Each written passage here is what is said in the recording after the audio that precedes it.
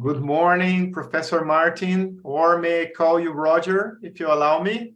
Roger would make me feel more comfortable, so please use that. Thank you so much. Thank you so much. Well, thank you for joining us.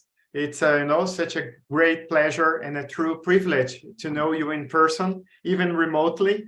In particular, after so many years, reading your articles, books, seeing your lectures, interviews, and so on. And on behalf of this group, we are very, very grateful for the generosity of sharing your precious time with us. And we are above all thrilled to be here with you. We know that you receive many invitations from all over the world, and this only makes us even more grateful for this opportunity to have a conversation with you. Thank you. Well, thank you. And for what it's worth, Brazil as a country has always supported my work. All my books tend to get have a Brazilian a Portuguese edition, and I get lots of comments and feedback and the like from Brazilian readers. So it's a pleasure. I feel the feeling is mutual. Yeah, you're quite famous here as well. Oh, so, Roger, this is a group composed by business and thought leaders of many of Brazil's leading companies. Most of them are at the C-level or on boards of directors. And under this leadership program, we are debating critical issues every month. And on top of that, we have special sessions with leading thinkers like yourself, who are our guides, to think better about these subjects and, of course, to act accordingly.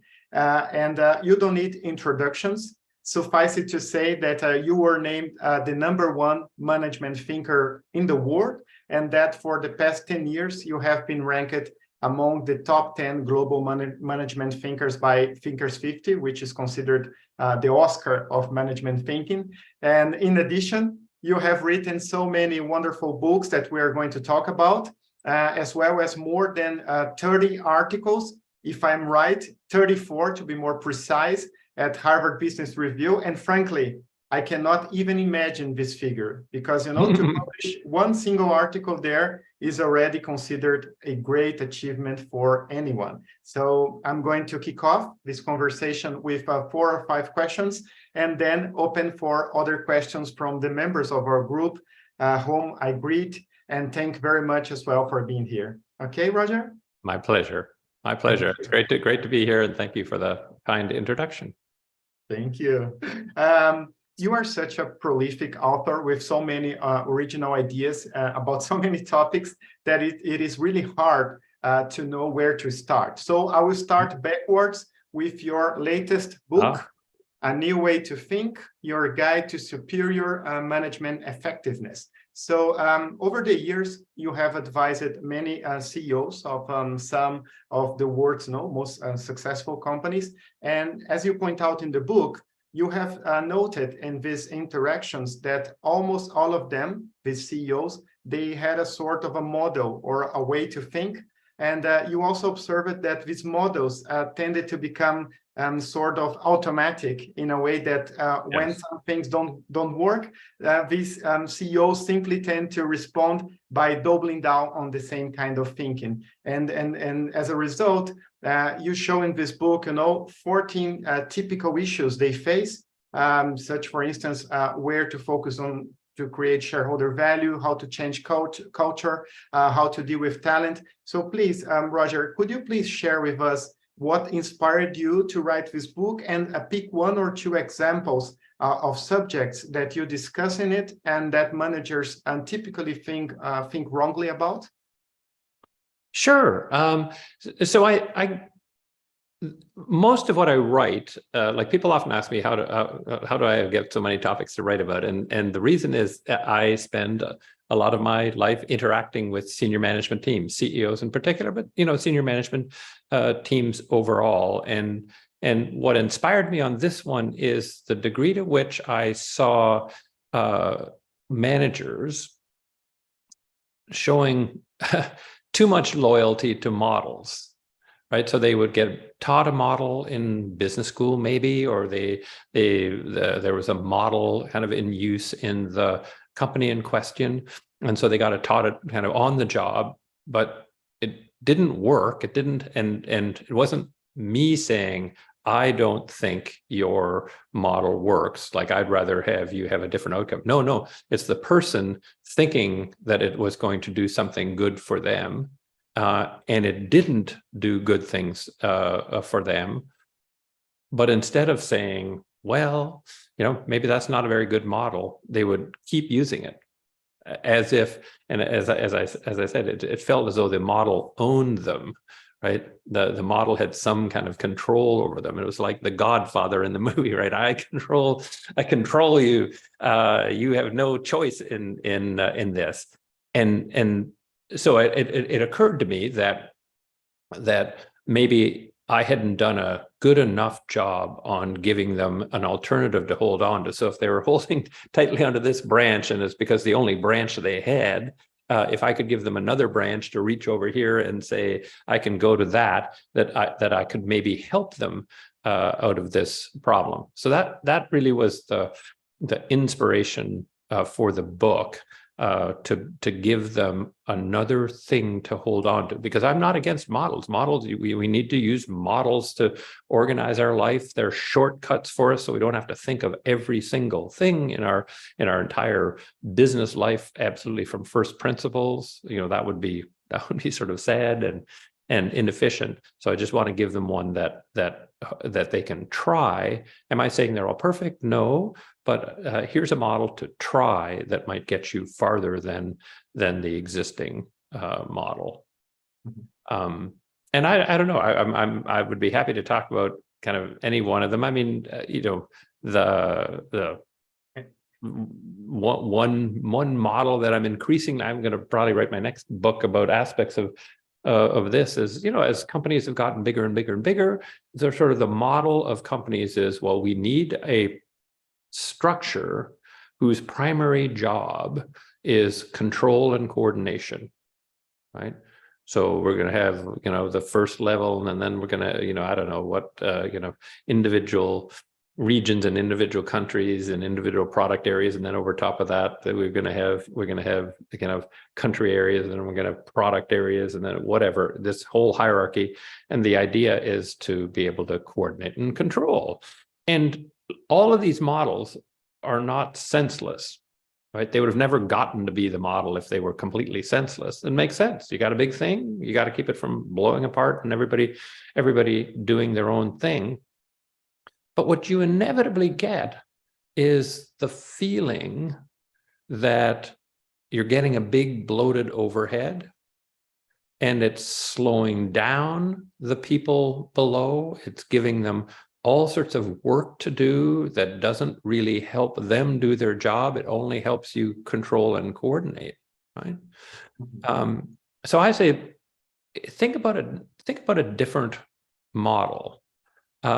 Think about a model that says our job isn't coordination and control. Our job is helping, right? So if at the lowest level is where competition takes place, right? And I often use P&G as an example, because I've worked with it a lot, as you know, and they make consumer products that people know, and so if you're the brand manager for Head and Shoulders, world's #1 anti-dandruff shampoo, right? You're the brand manager of that.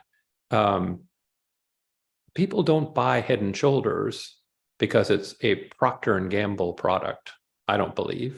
In fact, they buy Head and Shoulders because it's available to them, kind of on the shelves, and those consumers think it does a better job than Selsun Blue or whatever the 2 or 3, depending on the region, what are the 2 or 3 other anti-dandruff shampoos. That's what I think of as the rock face, right? You're carving coal at the rock face is that.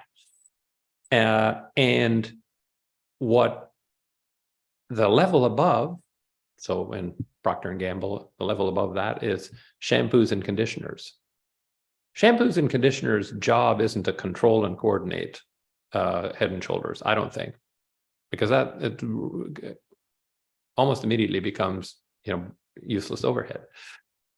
Its job should be to help Head and Shoulders win at the rock phase, right? So if across all Procter's brands, Pantene and Aussie and Pert and all their brands, there's R&D streams that we can do that are great for each of the businesses, give them the newest, best kind of R&D at a cost that is lower because you share it across all of those.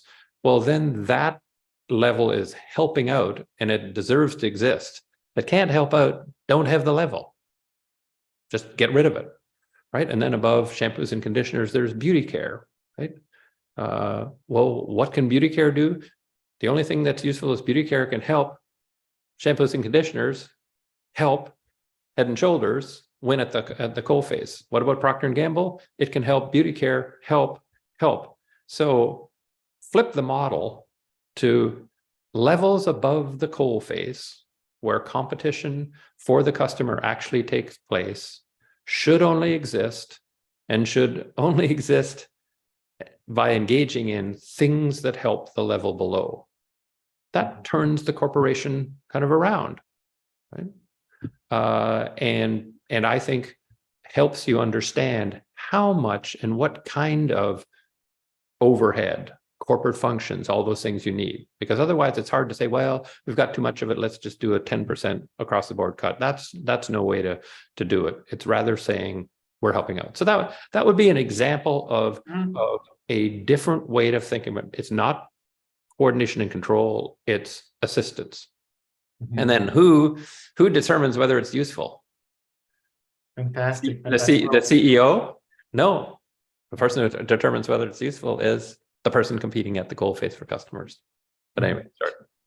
Fantastic. I love it, this book. I think this is a book that we have to keep using, over time. And so now I'd like to move from the micro to the macro with your second most recent book, When More is Not Better, Overcoming America's Obsession with Economic Efficiency. And I particularly love this book because it provides us with this big picture about our organizations, our economies, and why not our world. So, Roger, you insightfully reflect on this trade-off between short-term efficiency and long-term resilience and the need to find a proper balance between the two. And in my view, this book provides a reflection on the, Cartesian complicated thinking versus the systemic complexity thinking, as well as about seeing, companies as and societies as machines versus seeing them as webs of human relationships. So my question is,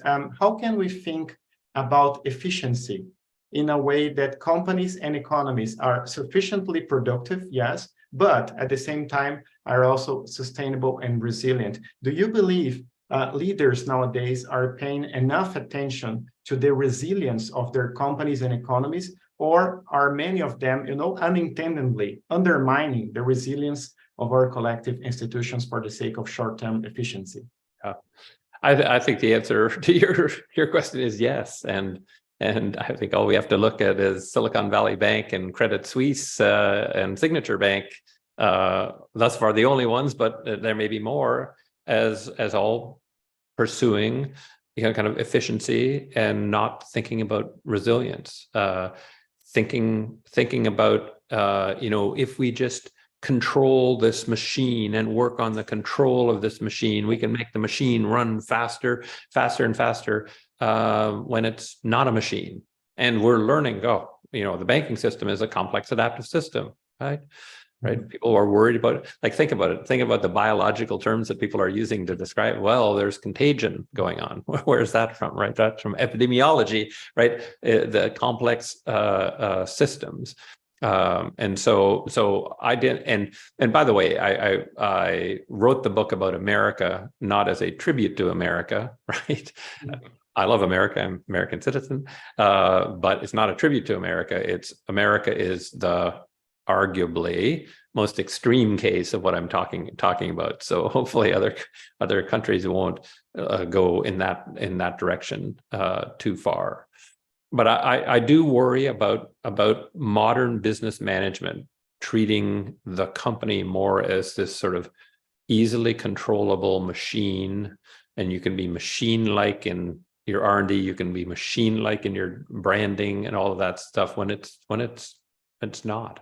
It's not a machine. It's a complex adaptive system.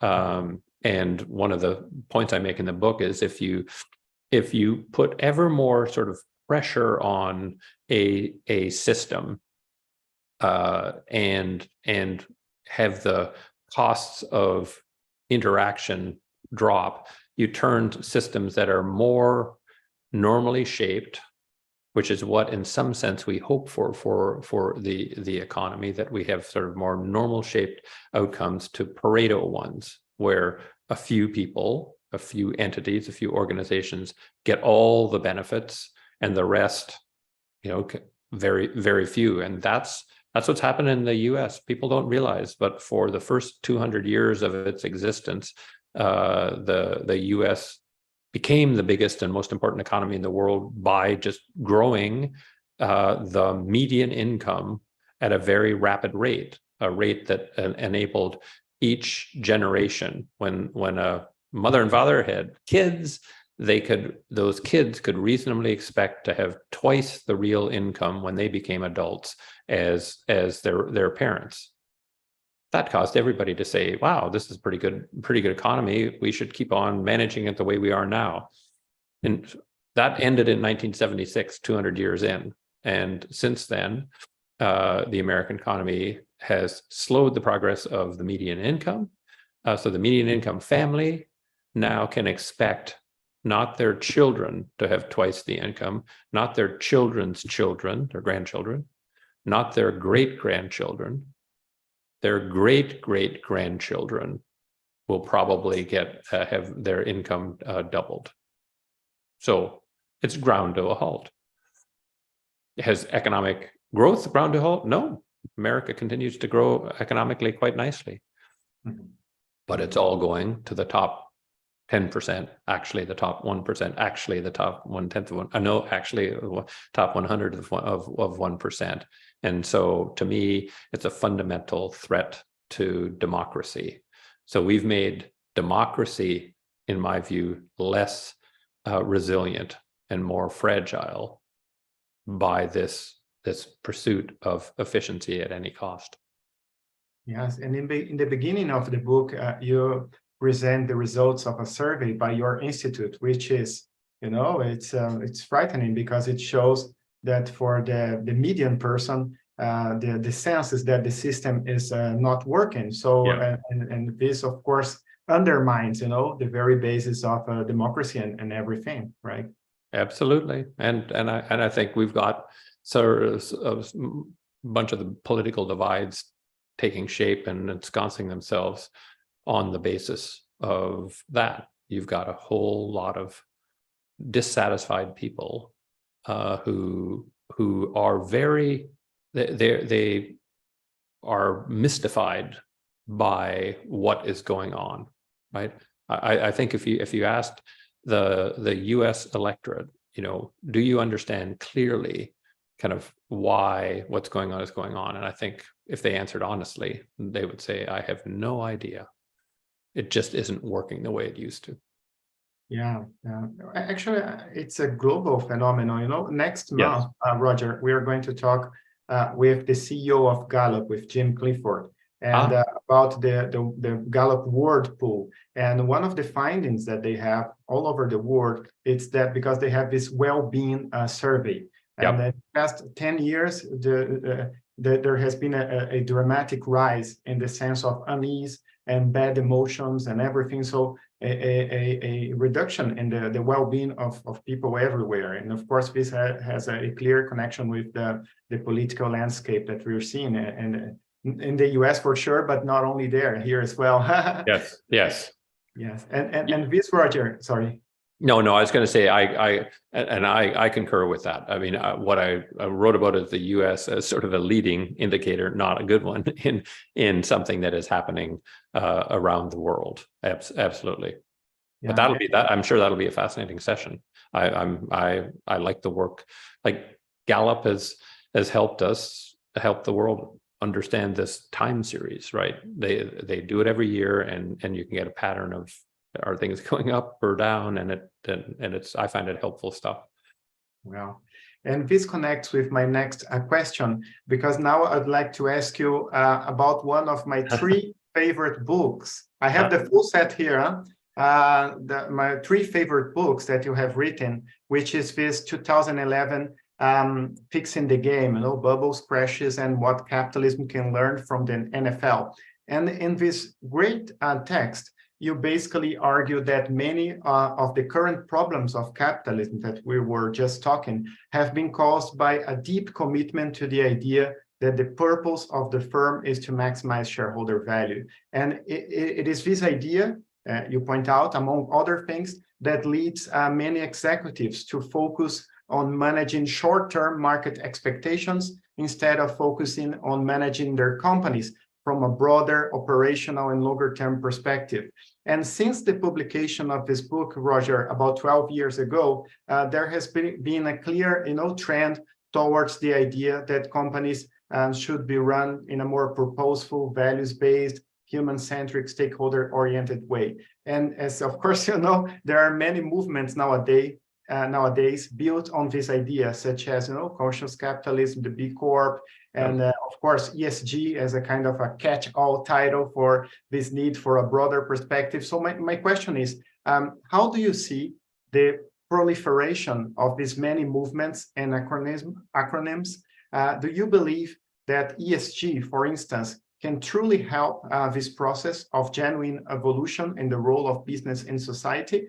Or is it just a sort of invitation for companies to do, cosmetic, superficial changes and use this term as a marketing tool?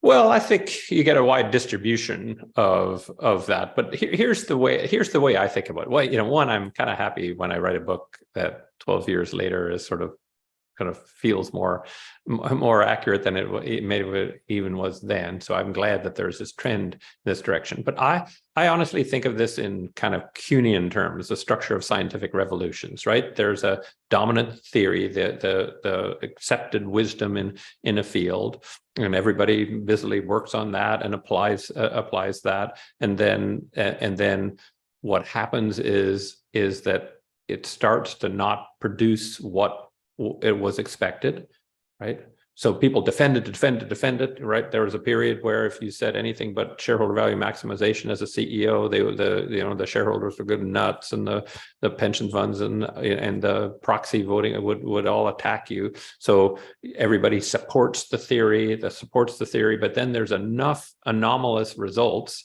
that you go into this period where there's reflection on the theory and new theories kind of emerge, but it takes a while for them to coalesce into the new dominant theory. That's where we are. I think if you looked at the period, I don't know, somewhere around 2015 to, I wouldn't be surprised if it's to 2035. It'll be a period of people experimenting with different kind of theories and approach. Oh, it's about purpose. No, it's about employing, whatever. It's about triple bottom line.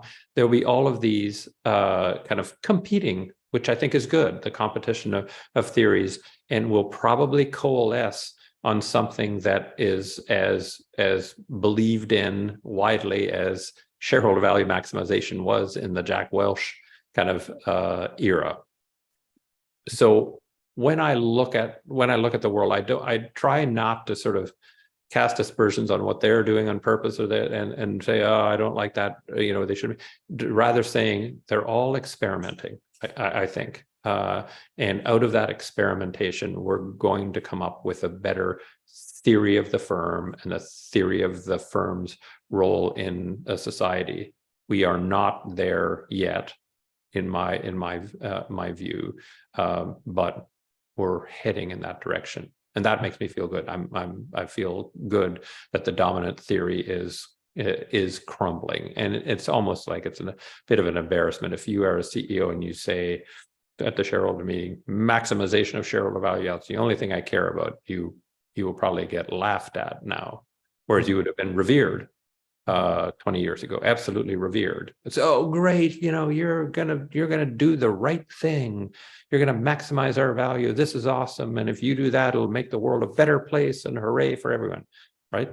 20 years ago, that's what would have been the reaction. Now it's sort of like, where, have you not been awake for the last 20 years, right? And that I like. Yeah, and by the way, Roger, we are in the middle here in Brazil of another corporate scandal, which now is taking place with a larger retailer, which is owned by the 3G Capital, the same guys, the trio. And of course, they have been the poster boys here and in Brazil of this, extreme idea of shareholder value maximization at all costs. And in this book, since you mentioned Jack Welch, so you have been quoted extensively in this book, right, Roger? And they say that these 3G guys and others are part of the Welchism, which is this idea that has spread it out. So I'm going now to ask two more questions and then open for the other members of our group. Okay, so please raise your hands if you want to ask questions. I'm going to make use of my last 5 or 10 minutes of fame here. So and I'm going to switch in gears to strategy, which of course it's one of the fields that you are best known for, and in my view, you are simply the leading thinker worldwide. And here I would like to talk about both a recent video of yours, which is titled "A Plan is Not a Strategy." I have shared with everyone before, and has been broadcasted by HBR and became viral, with staggering 2 million views. It's crazy, Visa, 2 million views for a business kind of video. For a business nerd. Yeah. I have never seen anything like that. And of course, about your particularly famous book, Playing to Win, PTW, which there are some copies right there behind you, right? Yes. How the strategy really works, and it was quite acclaimed everywhere. So I have two sets of questions on strategy. The first is mostly related to the video. If you asked me before seeing it, I would immediately think about strategy and strategic planning as almost, interchangeably terms. However, you explained that this is not true. So my first question is, what's the core difference between strategy and planning? And my second question relates to the title of the book, Playing to Win. Can we really win in business in the sense that there is a definitive victory? Or should we see this concept through a broader lens of reaching excellence, so that a business who wins doesn't imply that others necessarily have to lose? How do you see winning in the business world? Yeah, sure. Okay, so two good questions. On the first question, what if you just do a content analysis of a random assortment of big company strategic plans, what you will see overwhelmingly is a list of sensible initiatives, right? That's what the planning process is. We're going to talk to everybody, all oh, you're the head of manufacturing. You think building this plant is important. Oh, you're the head of marketing. You think, this marketing campaign would be you're the head of R&D. We should open a lab in Sao Paulo. It's a list of sensible initiatives, each with numbers attached to them, so it's plug compatible with the budget. So that's what it is. A strategy is an expression of an integrated set of choices that positions you in a place on the playing field in a way that you're the best at what you do on that playing field, and sustainably so.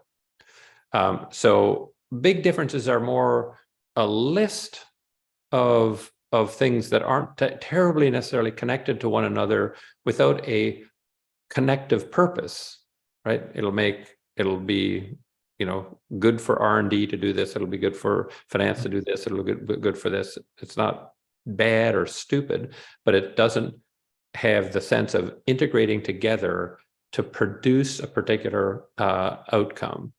And essentially the outcome you've got to produce with a strategy is you've got to compel the people you don't control to do something you want them to do, right? A strategic plan tends to be all things that we can do, right? If you just look again, I'd encourage you to look at the strategic plan and say, are these all things that we can do and are in control of being able to do, right? Mm-hmm. And that's why often you do everything in a strategic plan and have terrible results. You know, how could that be? Well, because you're not doing the thing every business has to do. It has to get a customer to decide to be a customer of yours and give you enough money to more than cover the cost of what it costs to produce the thing that they bought from you. So a strategy is a means of compelling the people you don't control to do the thing you want to do. And there aren't very many of them. You know, I would say if I just looked at you know, the top 1,000 market cap companies in the world, and kind of only a small minority of them would have a strategy that is worth having. The rest have plans, right? So that's that question. The second one was, what does it mean to win? Well, to win, yeah. No, and lots of people ask me about that. It feels like a sort of an aggressive title of the book, but what I believe about winning is very different from what you're sort of taught by economists about competition, right? The favorite thing for economists is to have some market space that they would define, and then as many possible competitors doing the same thing to that market. So if you think about a market space as a square, they want you to put a big circle in the middle of that square, and that's essentially where you're going to compete. And why economists like that is because the belief is that that'll drive down prices to a level that barely enables those companies to cover their cost of capital, right? That's the economist's dream. My dream is not that at all, because I don't think that's good for the world, right? The customers around the fringes of it actually aren't served even, and the ones in the middle, the most standard customers, are in some sense kind of overserved. The companies are going to take all the profitability out of the business, so they won't invest in making it better in the future in innovation. What I like is, rather than two companies completely overlapping, them figuring out how to not compete completely head to head, to each pick a place to play where they're awesome in that space. And so I like markets where there can be lots of winners. If you take a broad definition of the market, there can be lots of winners. Why? It's because each of them takes a narrower definition and goes in one place versus another. Like, does Apple destroying Samsung bound and determined to destroy Samsung? No, right? They go to different places in the marketplace, and they're both arguably winning. They're winning in their own way against their own set of customers.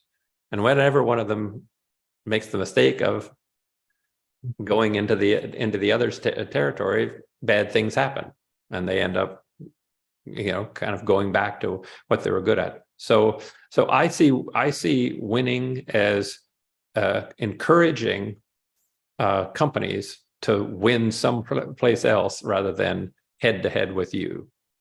And I believe that's good for the companies. It's good for customers. It's good for the world.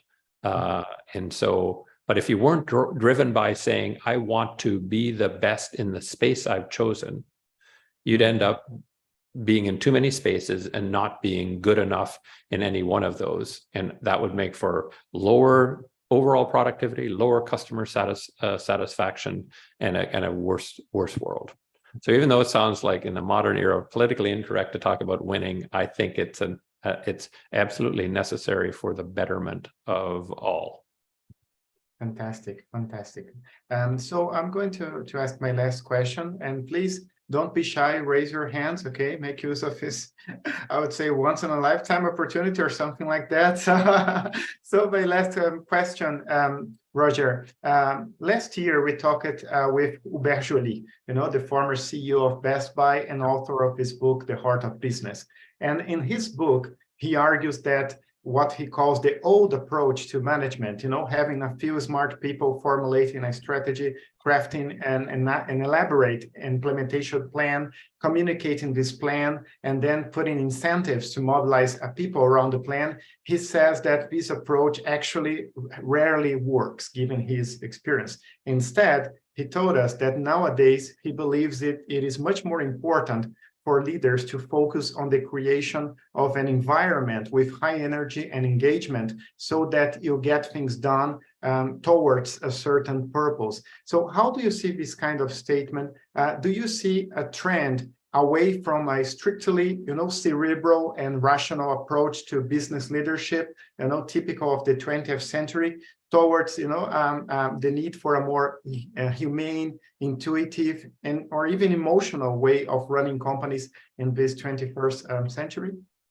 Oh yeah, I mean, I like it. So, and it comes at something that I talk about and have a chapter in the book on from a different angle, which I like. He comes at it sort of more from the emotional human perspective, which I agree with entirely. My take on it is with my antipathy towards the idea of execution. I mean, even though this is very unpopular, people say, "Oh, you got to execute it." A mediocre strategy, kind of well executed, will beat a great strategy poorly executed. I always ask the people saying that blithe, I think, vacuous thing, "Oh, how would you know that a strategy is great if it was poorly executed?" Like, what would your criteria be for the identification? So it produces terrible results, but it was awesome. And nobody has given me an even halfway decent answer to that question, because there is no answer to that question. There is no a priori way to determine a strategy was awesome. The only way you know a strategy was awesome, right, is if it worked, right? So what I argue is that there is no such thing as execution as distinct from strategy. Strategy is making choices under uncertainty, constraints, and competition. When you hand off your strategy as CEO to the next level, what does that next level have to do? Well, standard view is they have to implement your strategy. Oh, okay. So that must mean they must not be making choices under uncertainty, constraints, and competition. I guess that must be what they're doing. They're just following your orders, following your detailed implementation plan. No, they're not. They're doing exactly the same thing as you did, one level below. So why don't we call it strategy? How about that? And then when they hand it off to somebody below, do you think they're just doing rote execution? No, they're making choices.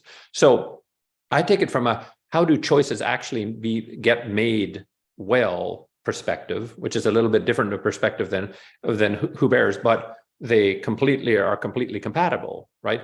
What he sees more so is that you will discourage and infantilize whatever your workers, rather than getting the most out of them by having the brainy people at the top do strategy and then everybody else do this drone-ish work of execution. So we come to the same conclusion. And he's a great guy, right? He's gone and done it with Best Buy. He's got practical experience. So he and I are on the same page on that entirely. Fantastic, Roger. Thank you. So, You're welcome. Angela, please. And Angela, by the way, is the other coordinator of this program. Thank you, Professor Roger, for being here with us. It's a real honor to have you here. And my question is about the relationship between the expectations of the society and vis-a-vis the expectations of the market.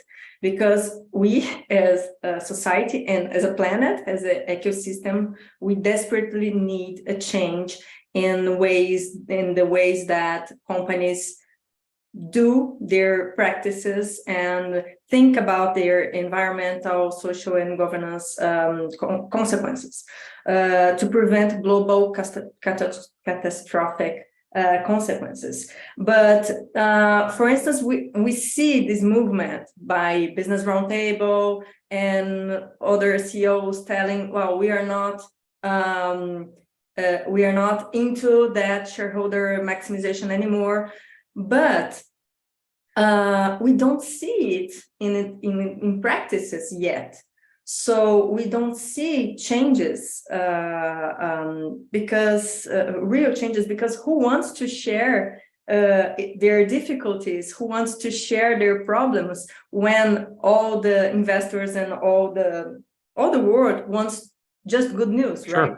So in what extent this change is lip service in the stage right now, or we need more time to have this change in the mindset of the leaders for them to realize that we need to select leaders differently, we need to assess people differently, we need to think all differently, and not just to put beautiful words and beautiful pictures. So what do you think about it?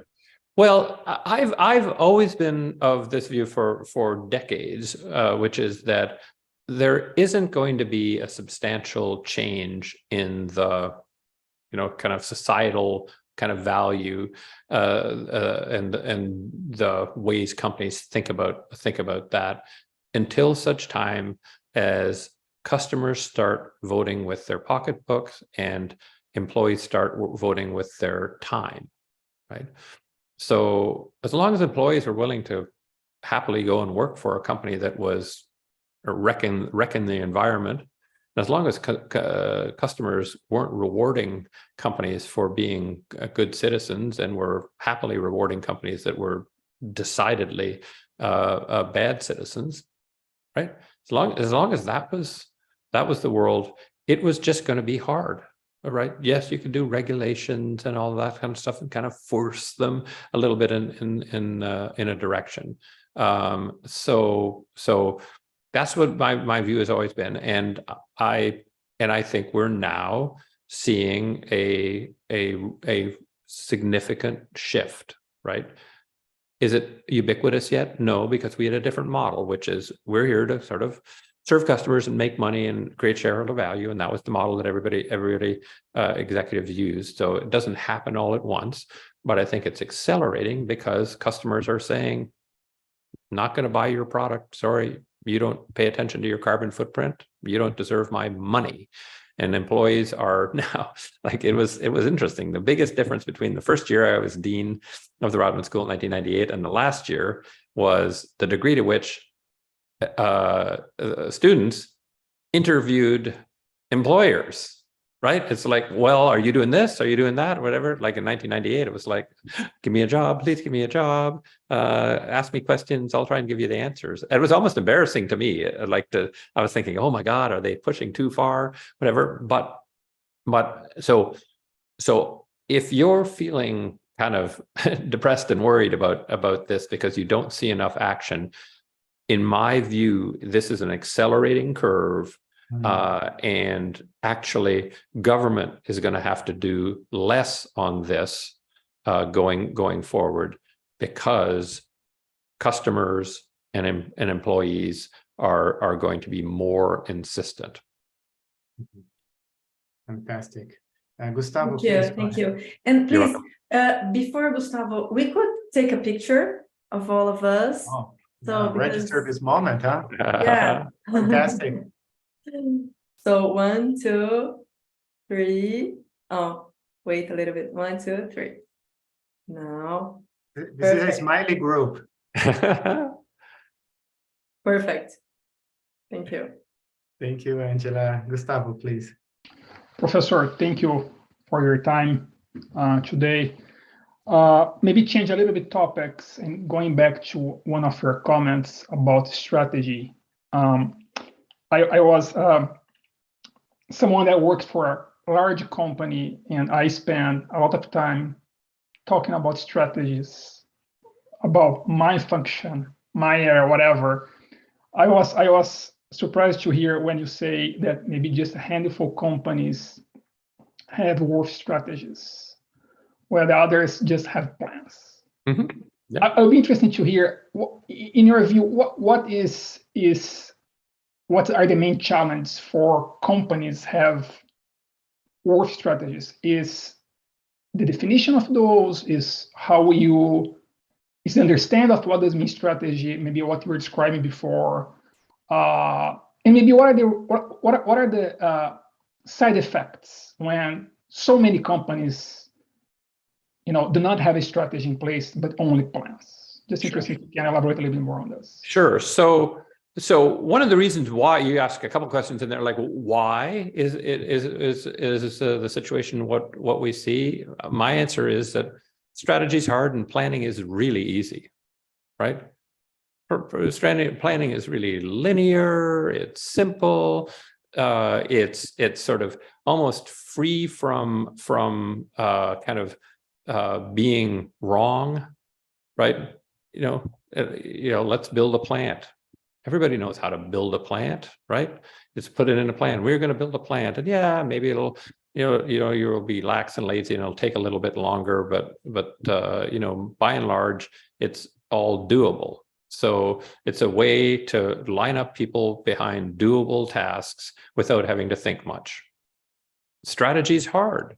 Strategy is a theory.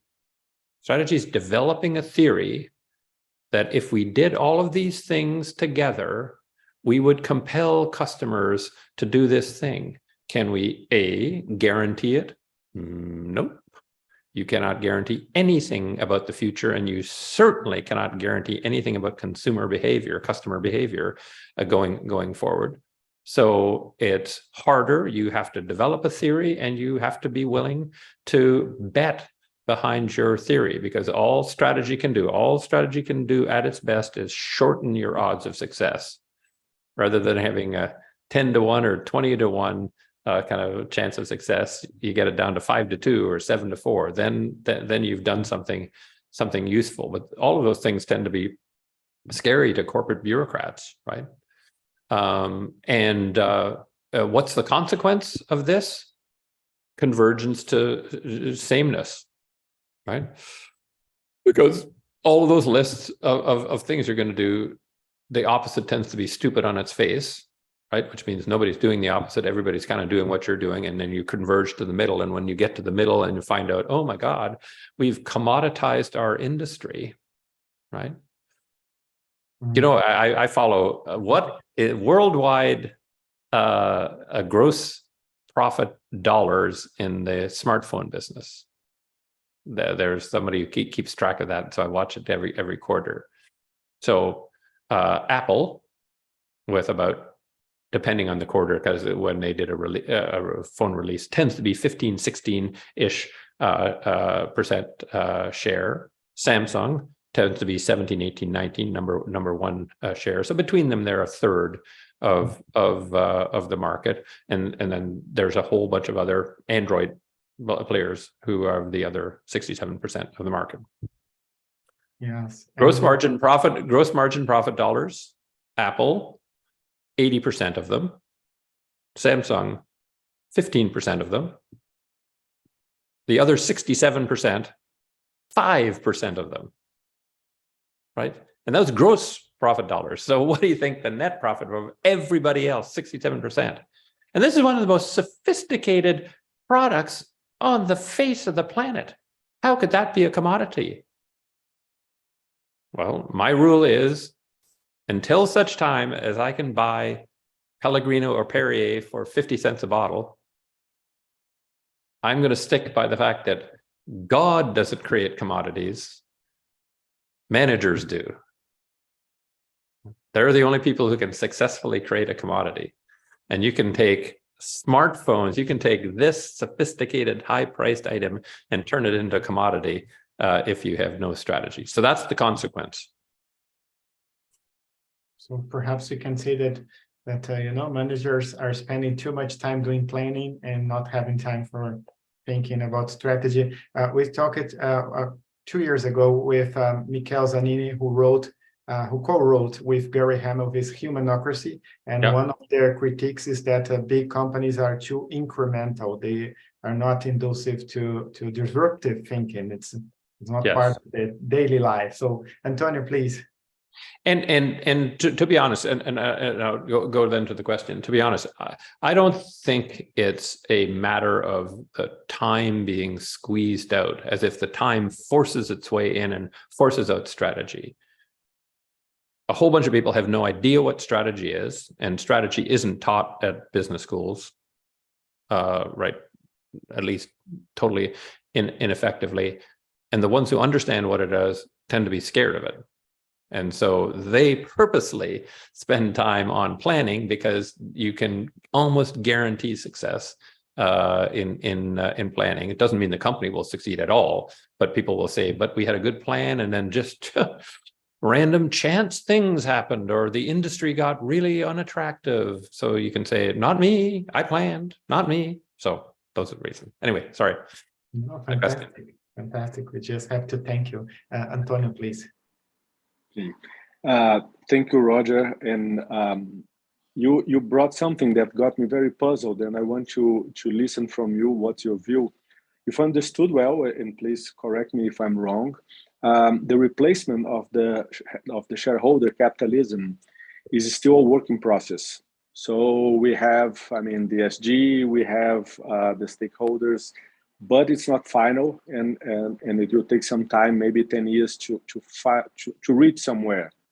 What's your view? What is this that we're going to reach in the future? What is the final replacement there? How do you see that?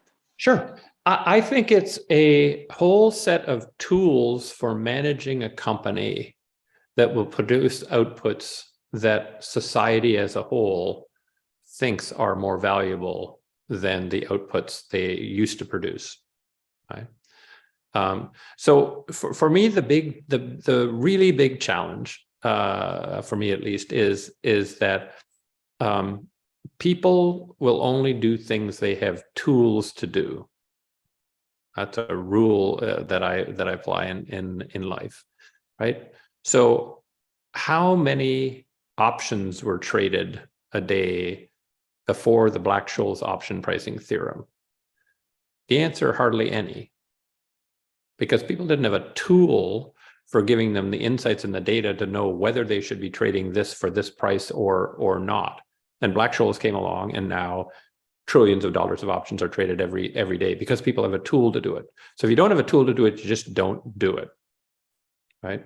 Like if you don't have that special wrench that you need to go underneath your sink and fix a clog, like you just don't do it because you don't have a tool.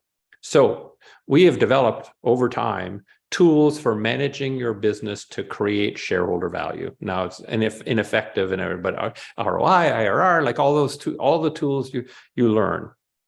So the criticism I had of the Business Roundtable was, you said we're going to manage differently. There are no tools established or taught to do that. So if you really mean what you say, which I don't, since it was Jamie Dimon, it prima facie evidence to me that he doesn't mean what he says, but anyway, that's not nice. But it is, because you don't have the tools, it ain't going to happen. So that's what we've got to do, right? We have got to have people say, here's how I make decisions. Here's how I listen to customers differently. Here's what I do with employees. Here's how I move those together. And frankly, like, it's going to create shareholder value. So I'm not against creating shareholder value, but this is like my favorite Greek philosopher, Aristotle, who said, because they only talked about men there, so that's not me. If a man sets out in life desiring to be happy, they're unlikely to end up happy. If instead they have a desire to live a good life, by which he meant a life of servitude to others in your society and your community, you're probably going to end up happy. Same with shareholder value, right? If you set out to increase shareholder value, that creates all sorts of negative stuff that makes it less likely that you're going to increase shareholder value. If you set out to serve customers well, treat your employees kind of awesomely, you'll make a lot. It's like J&J went public in 1948. Robert Wood Johnson had carved in granite in the lobby of head office their credo, and it was basically, to paraphrase, our customers come first. He called them patients because of our healthcare company. Our patients come first, our employees come second, the communities in which we operate come third. And if we do a good job on those first three, our shareholders will earn a fair return. Right? So they're last, explicitly last in his formula. And what's the market cap of J&J? Last time I checked, it was about $450 billion. Did shareholders do fine? Yeah, right? They did fine. And it was, I would argue, causally related to him putting them last on the list. So I'm not against shareholder value maximization. It should be an output of doing the right things the right way. Wow, fantastic. This concept of obliquity, in the sense that in a complex system we reach an outcome by not focusing on the outcome. It's wonderful. Exactly. So, please. Like you can focus on, you know, if you're married, you can focus on making your spouse happy, right? And if you go to your spouse every day and say, you should be happy, right? Are they going to be happy? No, they're going to divorce you, right? That is a complex adaptive system for sure.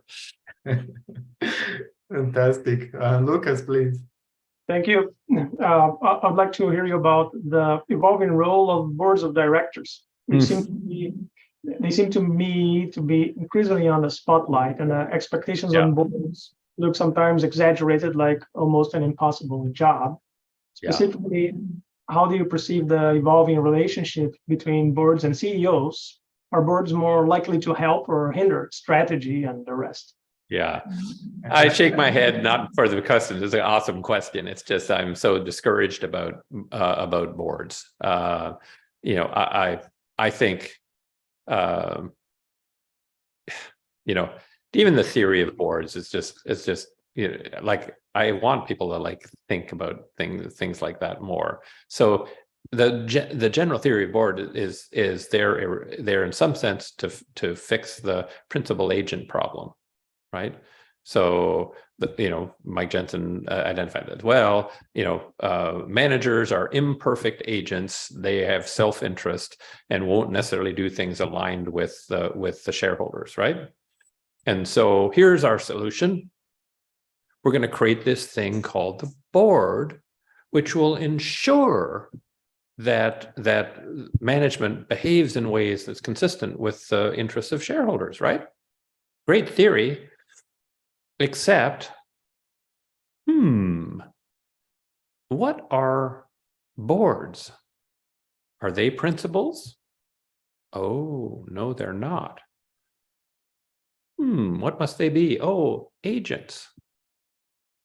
Okay, then, so let me get this straight.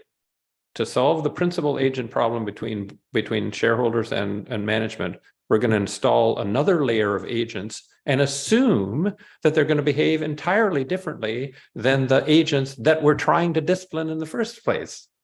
So it's just stupid theory, right? Like, it's nonsensical, illogical. And so all you've done is added another layer of agents.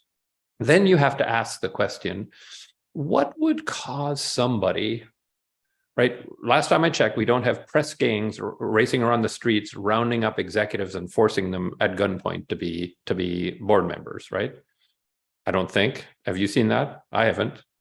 Generally speaking, they decide on their own that they're going to be a board member when invited to be it. So, what would cause somebody to decide to be a board member? Decide to spend a bunch of time being a board member? Well, you know, there's a bunch of answers. They could say, wow, the compensation is really attractive, right? What are they inclined to do if they find the compensation to be really attractive? Not do anything that would possibly jeopardize their board seat. What if they say, no, I'd like to be on that board because it's really prestigious. Improves my personal prestige. what are they going to do in board meetings? Make sure they don't do anything to jeopardize that. Or they could say, it's a nice social environment, right? Where I get to make friends with all these other people who are like-minded and whatever. What are you going to do on the board? Make sure you don't jeopardize the social environment. How about, oh, this is my opportunity to learn all about pharma. I think pharma is interesting. I don't know a thing about pharma. This is my opportunity to learn. And that's going to be valuable to shareholders management in what way, right? The only reason for being on a board that's good for humanity is if you believe that democratic capitalism is underpinned by public companies that use the resources well, and this is public service. Not many directors believe that. Hence, they're mainly into being kind of amenable, friendly, with others. Now, I would say if you are on a board, and some of you are on boards, is think carefully about what your role really is, because it isn't thought through enough, and that's why. I've said it before, and I'll say it again. I've said if you blew up the boards of the S&P 500, the publicly traded board members of the S&P 500, just blew them all up, corporate performance would improve, not fall. That doesn't mean that some boards don't do a really great job, but it's a problem where we've used facile theory to say what will happen without really asking by what mechanism will the thing we'd like to have happen really happen. And it's one of the things that, like, I think when we wake up in 2050, or 2050, I should say, we'll be looking back at the period 1935 or 40 to 2025 or 30 as the period where we were so idiotic that we thought the widely held publicly traded company was the best form of corporate organization. We're going to say, what were we thinking? It just doesn't work, right? And we're going to have a return, in my view, and we are already in Silicon Valley. We have already returned to this, where of the 20s and 30s in the U.S. at least 20s and 30s, where you had sort of semi-public companies. You had John D. Rockefeller owning 70% of Standard Oil and saying, "Yeah, if you want to come along for the ride, go ahead, but I'm not listening to you. I've got more at stake by a long shot than you do, so just shut up and be along for the ride, and I don't need a board of directors." We're going to have more of that, and that's what Google and many of the other companies set themselves up to. It's sort of like, we'll give the capital markets the back of our hand, shut up, we're in charge, etc. We're just going to have more of that, because the widely held publicly traded company is no longer an advantage. Wow, that's probably more than you wanted on that question, but it's amazing. I mean, what the hell? Brilliant. It's your reflection on this, Professor Martin, has been particularly enlightening. We are in the middle of these discussions here in Brazil, and actually in this group here we have the chairwoman of the Brazilian Institute of Corporate Governance. We have many board members here. We are kind of revising what is the role of the board, because it's not predict and control anymore, and so what's the point, and it's so rich, everything that you said. Well, on that front, my view is that we should focus on chairs, right? I think chairs of boards of publicly traded companies should be treated as we treat judges in the U.S. Right? In the U.S., kind of judges are public servants, right? In a kind of a moral sense. They could make more money by far being kind of a corporate lawyer or a litigator or anything compared to the low amount of money they make as a judge. But if you ask most of them, why do you want to be a judge? Most of them would say the law and upholding the law is the cornerstone, the foundation of American democracy, and I want to serve in that capacity for the betterment of my country.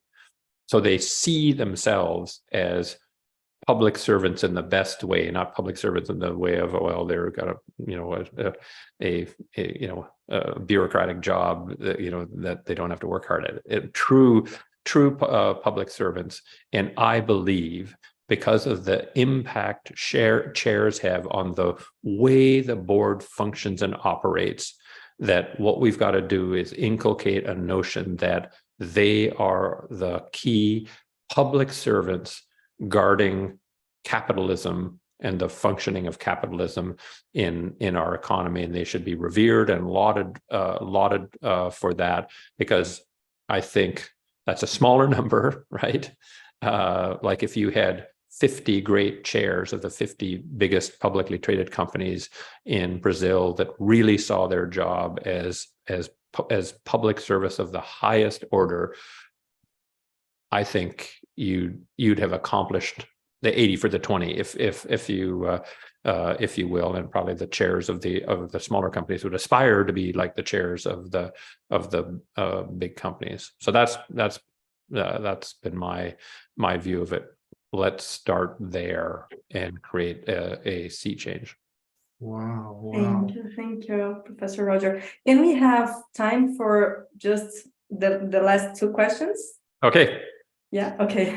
Then I must go. Yeah. Okay, it's very quick. As you said about the difference between the strategic plan and strategy itself, I realized that the strategic plan, it's a kind of armor that protects the manager, right? Yep. And the strategy, to create strategy, the leaders, they must be vulnerable, right? So do you see a relation between the level of consciousness of the leaders to show their vulnerability and the level and the ability of to create strategy? Do you see this relationship? Yeah, so I like your thinking, and I hadn't thought of it that way before, but your thinking resonates with me. I mean, if you don't want to show any vulnerability, you should plan, because nobody will ever be able to pin it on you. You were wrong. You made that mistake. Whereas if you have a strategy and say, we're going to do this because we think this is what customers feel, and this is what we can do, and this is how competition is going to take shape. If you do that, you can end up being wrong. You can make some guesses that weren't so right. So I like it. You should think more about that.